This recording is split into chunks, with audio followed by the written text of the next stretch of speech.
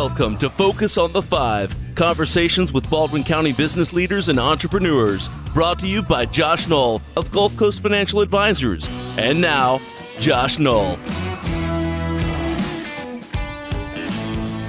Now, ladies and gentlemen, please welcome Josh Knoll. You need her to introduce you at your events. That's true. Yeah. Hey, with an introduction like that, I'd look forward to hearing myself.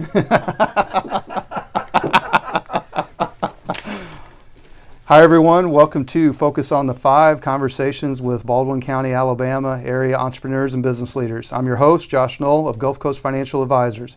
We're coming to you today from the studios of WABF 1480, located here in beautiful downtown Fairhope, Alabama.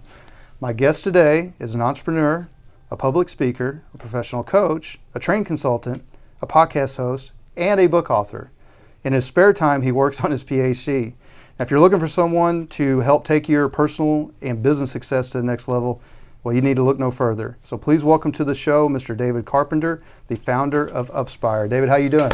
I'm great. It's wonderful to be here, and you said it right. It's beautiful downtown Fairhope. Beautiful downtown Fairhope. I just love this little town. It's so quaint and welcoming and homey and friendly. I just love it here. Well, a lot of people are discovering that. Yes, Yeah, that is to true. the chagrin of some. That is true. All right, so let's dive right in. What is UpSpyre? UpSpyre is one of those names that I had to come up with in order to be able to get the .com.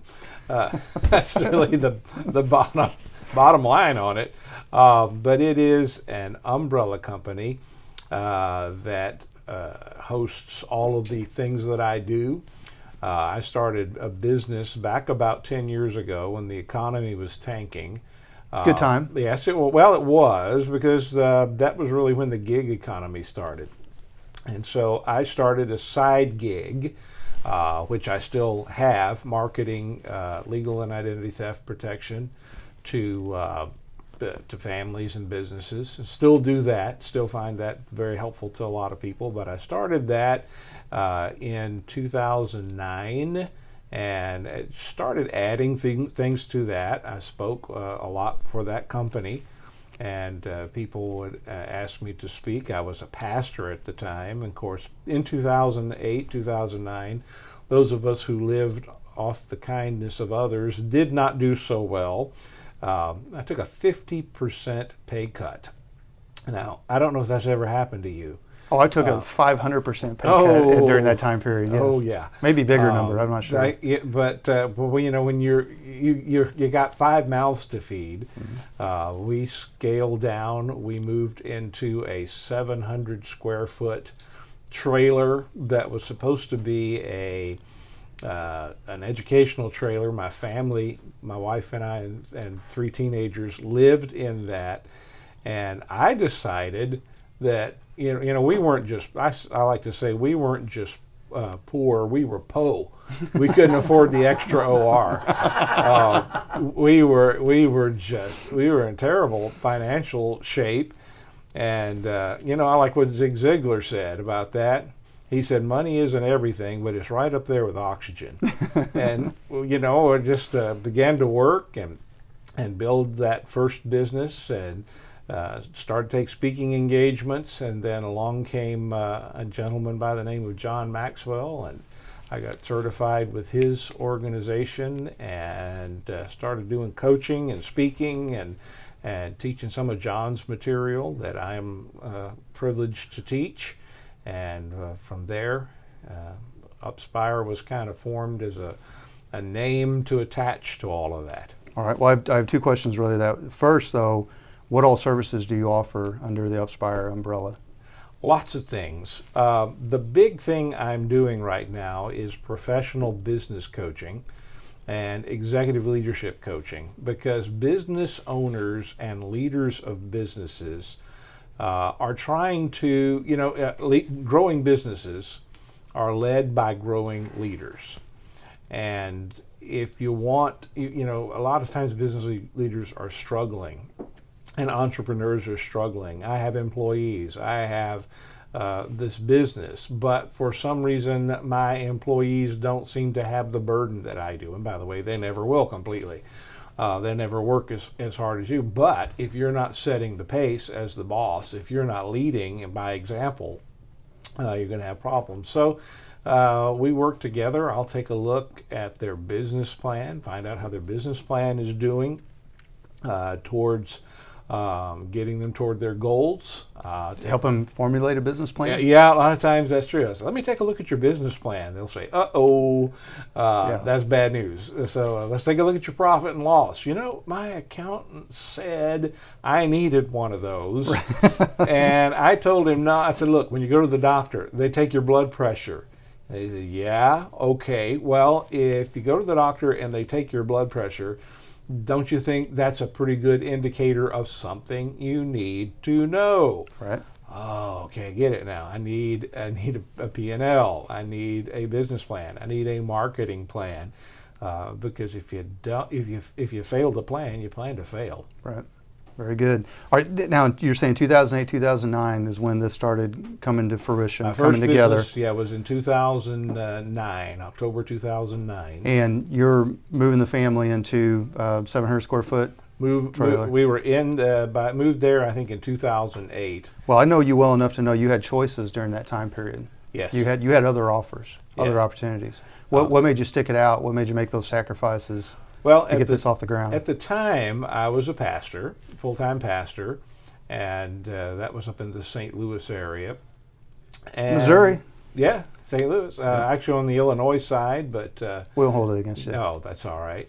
But, you can't just walk away from a church. Right. And we had been there since 2001, stayed there till 2013.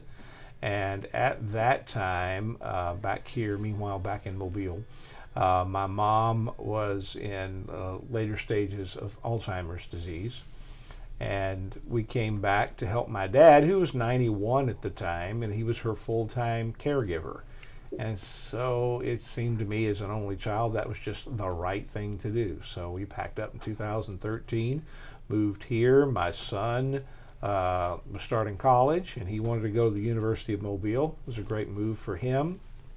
And my other son had a couple years left in high school, and he went to Cottage Hill Christian, got to play football, his big dream. He's Nice. still coaching now. He loves football. Well, you mentioned John Maxwell. So when you started UpSpyre and you started looking at the different things you could do, and you naturally started getting into speaking, the pastor background probably helped some. 10,000 times you do anything, you attain mastery. Understood. So I had, I've made, I don't know, I don't count that specifically, but probably somewhere over 20,000 times I've spoken to a small group, a church, a business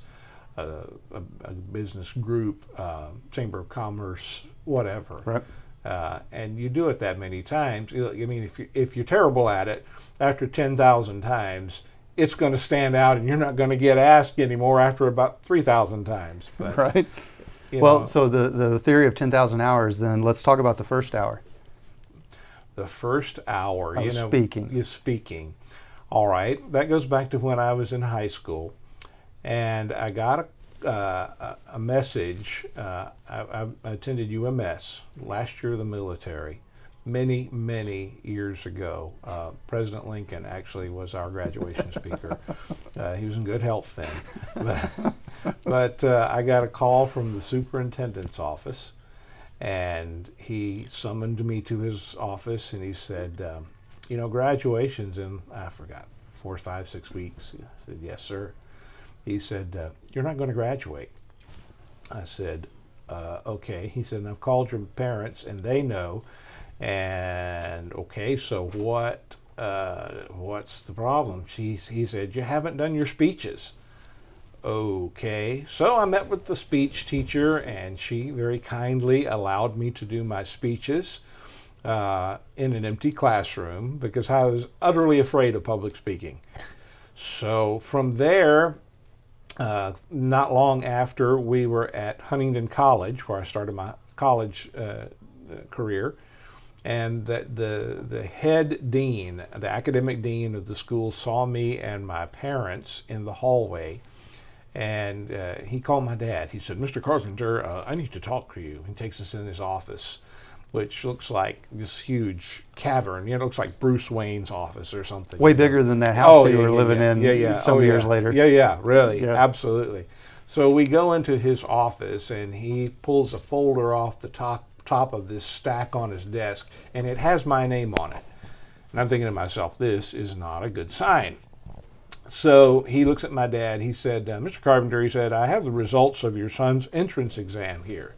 And my dad looks at me, gives me that sideways look out of his eye, and I was like, "Oh boy, you're in trouble. You're busted, kid." So he opens that. He said, "Your son here," and he said, "I'm looking at the math and science portion of this." And he said, "Your son on the math and science portion of this entrance exam made a perfect score. And that's not supposed to happen." My dad says, "Okay, so how is this a problem?" And the dean said, "Well," he said, "I noticed he indicates here that he wants to pursue some kind of public speaking." And he looked at my dad over the desk on top of his little glasses, and he said, "Sir," he said, "an engineer, no problem." He said, "An architect, he'd be a great one." He said, "College math teacher, he could do it." He said, "I think the field of computer science is going to go somewhere." Boy, was he right. And he said, "I think he'd do well in that." He said, "But a public speaker, never." And here I am, many years later, teaching people how to overcome their fear in public speaking. Well, I guess you have to have done it to be able to teach others to do it. I think it resonates a little more because you actually struggled to get over the hump on it. Oh, I hated it. And when I thought, I would go into ministry, I always thought, well, I'll be an assistant pastor because I don't want to have to stand up Sunday morning, Sunday night, 3 or 4 times a week and do that. Oh, heaven forbid if I ever had to conduct a funeral. Right. And I've conducted between 200 and 300 funerals. Oh my gosh. Now, that's something most people would dread. Well, all right, let's fast forward now to present day. One, talk to the listeners about when you get asked to speak, what's that like? Mm-hmm. And two, when someone asks you to help them become a better speaker, what is that like? Okay.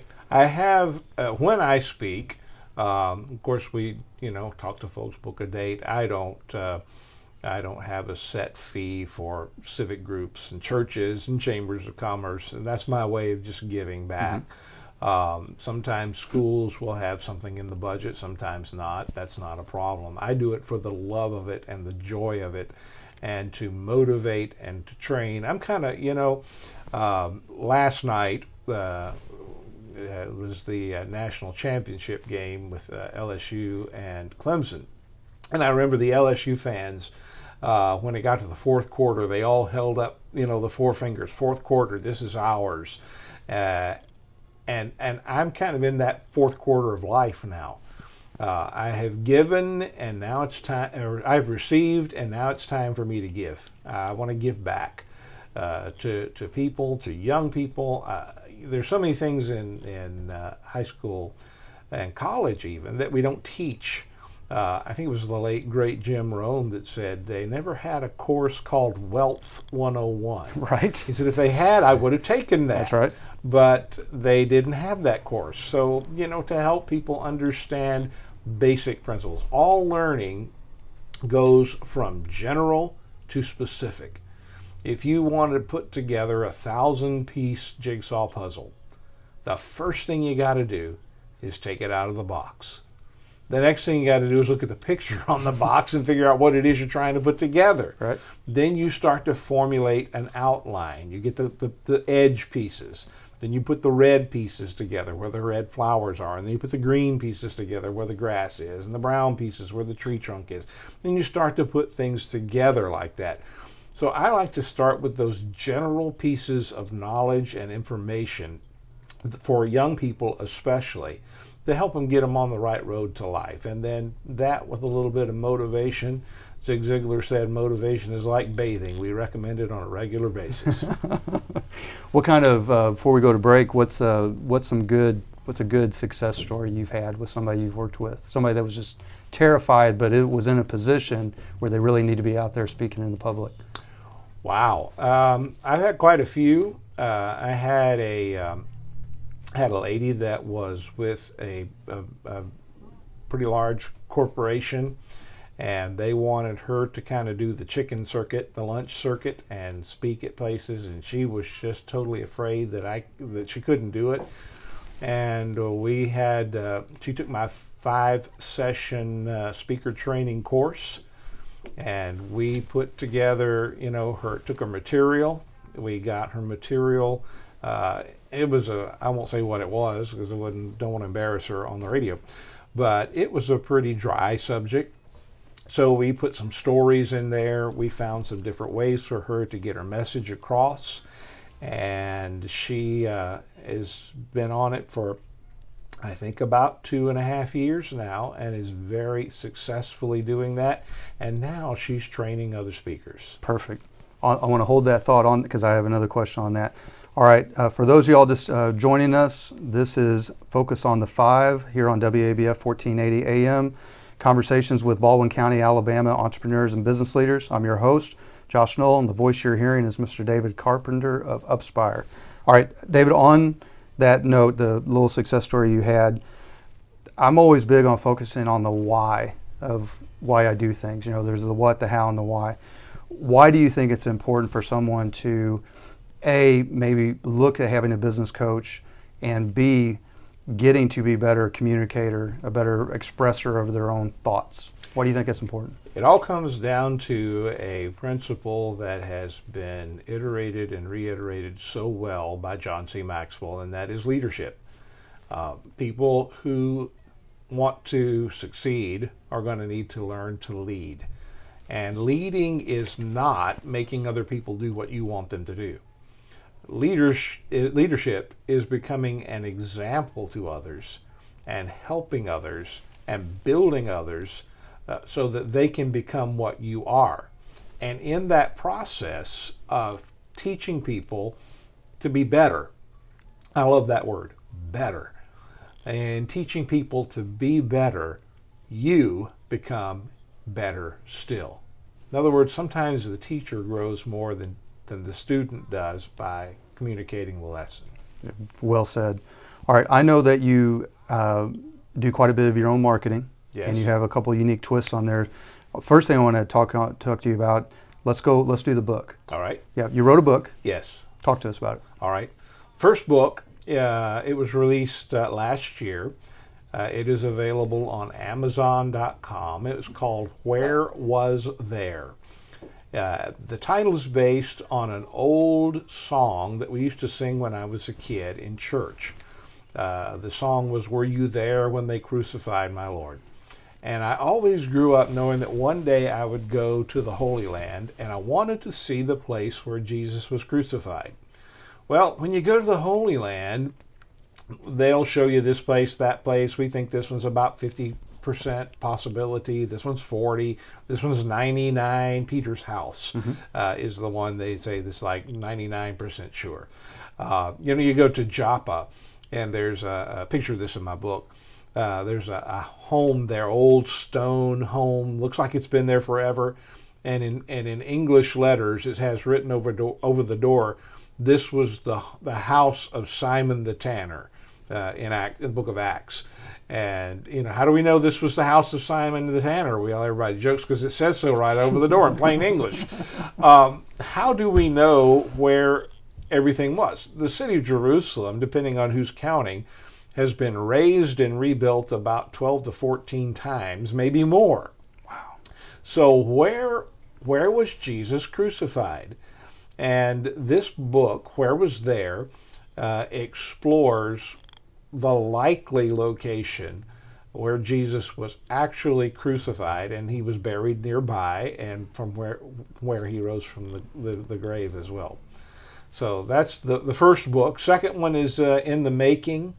It is about fundamentalism. Okay. A subject that a lot of people find somewhat mysterious. A lot of people of faith find mysterious. But I'm hoping it'll be out by the end of this year. Okay. So these are really faith-based books. Yeah, is that fair to say? It really falls in the realm of historical theology, which sounds very boring, but I try to make it interesting. Oh no, I'm a history buff, and I think that's fascinating. Well, if you You understand, can peel back the layers. yeah, you understand historical theology and understand what people believed, then you understand a lot of why they behaved as they did. Right. Love it. All right. How about the podcast? The podcast is called Gulf Coast Life. It's available on Apple, or you can get it. We have a website, GC Life Podcast. So G for Gulf, C for Coast, lifepodcast.com. And my good friend Andy Wood, who does pretty much some of the same type of work as I do with coaching and speaking and so forth. We just started this as a labor of love. We both grew up in Mobile, graduated from high school the same year, never knew each other until we both moved back to Mobile in recent years. But we both always just had a love for this area. Andy says a lot of times, I think he stole this from Texas, but the old saying, I wasn't born here, but I got here as fast as I could. And we just love it here. And we talk to people from all walks of life that do all kinds of different things. And our mutual friend Marcus Neto has the Mobile, Alabama Business Podcast. And I describe his podcast as the green section of USA Today. Okay. The money section, the business section. Right. Ours is more like the purple section and the life section. But what's going on as far as life on the Gulf Coast? But we've only had about, I think we've released about a dozen episodes so far. And we've got some great ones coming. We just had... coming up, we just recorded it, but Mandy and Brooks Conkle from the Mobile Rundown are going to be on there. We have the youngest granddaughter, Michelle Pullman of Pullman's Bakery, talking about king cakes. We got great stuff on there, but it's gclifepodcast.com. Well, if you need a financial advisor, guess I know somebody. Oh, hey, we're definitely gonna get you on. Shameless there. self-promotion. Oh, that's all right. That's all right. Well, you talked about giving. What in our walk of life, I think we both struck a chord with each other as people that are willing to put themselves out there and help people and guide people. I know my reasons, but I want to ask you, what's one of the more satisfying things that you receive from what you do? I love to see people grow. I am totally a growth-oriented person. And, Ivan Meissner has said it well, givers gain.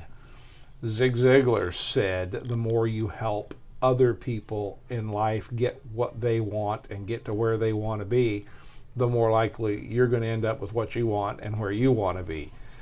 Even the Bible says, give, and it shall be given unto you. And there's an order to that. You got to help somebody else first.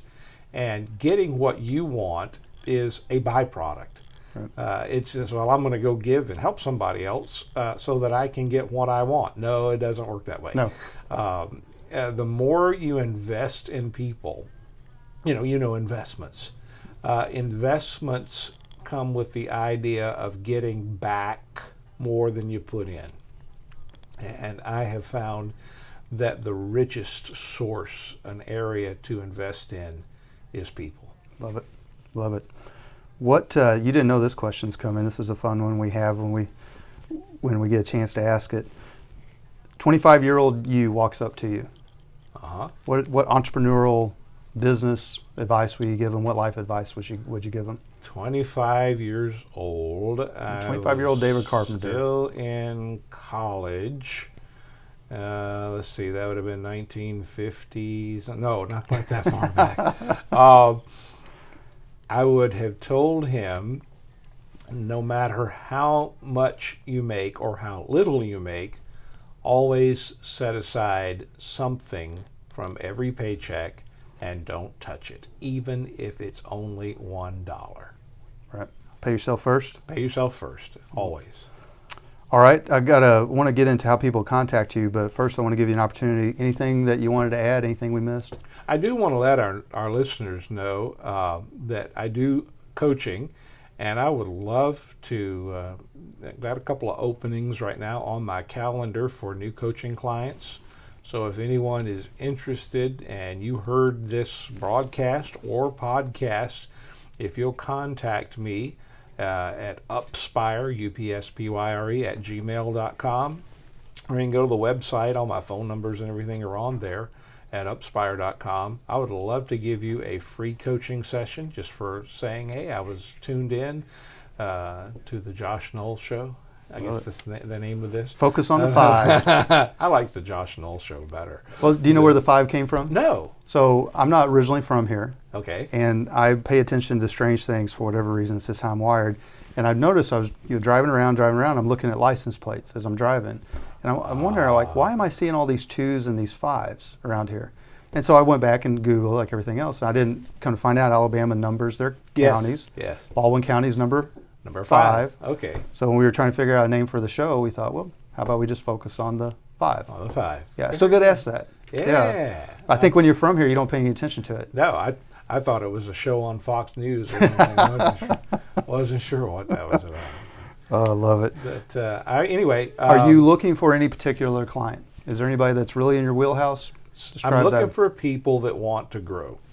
If people want to grow, if people want to do better. I had a client, still have a client, that I asked him, I said, let's take a look at your profit and loss. How much you make last year? What was your net profit? And he didn't know. We had the accountant check it out and found out. And he made like $180 profit.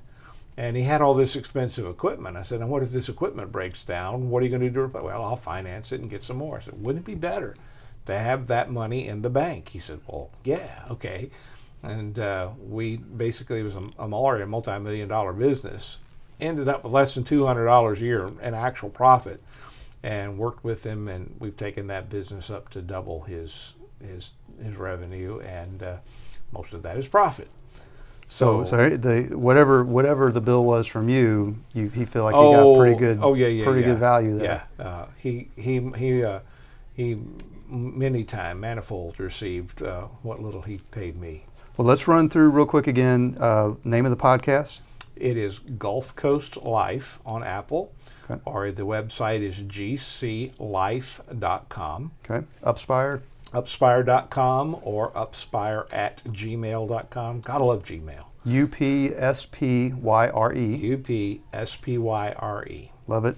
And then the book? The book is called Where Was There? And it is available on Amazon. If you search Where Was There with my name, David B. Carpenter, you will find it on Amazon, and it is available. All right. And you're on Facebook, you're across social media? Yes, Facebook. I put something on Instagram about once a week. I know. How about LinkedIn? Yeah, I'm up on LinkedIn. Got a great video on there telling more about what I do. Oh, it is a great video. Yeah. That video was a wonderful addition to all of my social media. That thing has had about 1,000 hits between Facebook and LinkedIn alone. Love it. Love it. Our friend Marcus again. Yes. Yep. Thank you, Marcus. Hooking us up. All right. Well, Mr. David, you've been an inspiration to me, and we are affiliated through our BNI referral group, and you've basically saved me from crashing that thing into the ground. So, thank you for that. Oh, you're doing a great job with that. And if anyone listening would like to come check it out, we meet at 8 a.m. on Wednesday. In the 900 block of Dolphin 920 Dolphin Street. 920. I was trying to say 921. That didn't sound right. That'd be the northwest corner of Broad and Dolphin. Yeah, and it's Bluefish. Bluefish, that's right. They have a nice new and sign. technically my other office. Yes, that's that right. I've been there once in the last month. Oh, that's how you know the address. Yes, right. Yeah. All right. Well, if you're a regular listener of the show, then you know that we also film our conversation and release it on YouTube, Facebook, and my website, gulfcoastfa.com. So if you're watching this video and you'd like to reach out to either David or myself, feel free to send us a message. Plus, always remember, support local because local supports you.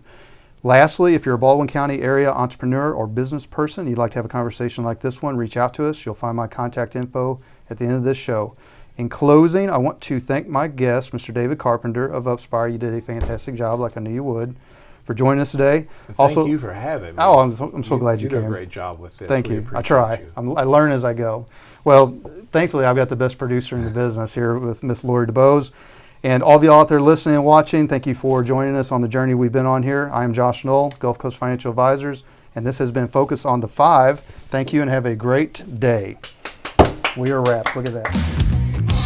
Thank you for listening to Focus on the 5. If you are interested in learning more about Josh Knoll and Gulf Coast Financial Advisors, you can find us at gulfcoastfa.com. Call 251-327-2124, email josh.knoll@gulfcoastfa.com, or message us on Facebook. Advisory services offered through Prime Capital Investment Advisors, LLC, PCIA, a federally registered investment advisor. PCIA, doing business as Prime Capital Wealth Management, and Qualified Plan Advisors. PCIA and Gulf Coast Financial Advisors are not affiliated. All information presented is for educational purposes only and is not an offer or solicitation for the sale or purchase of any securities.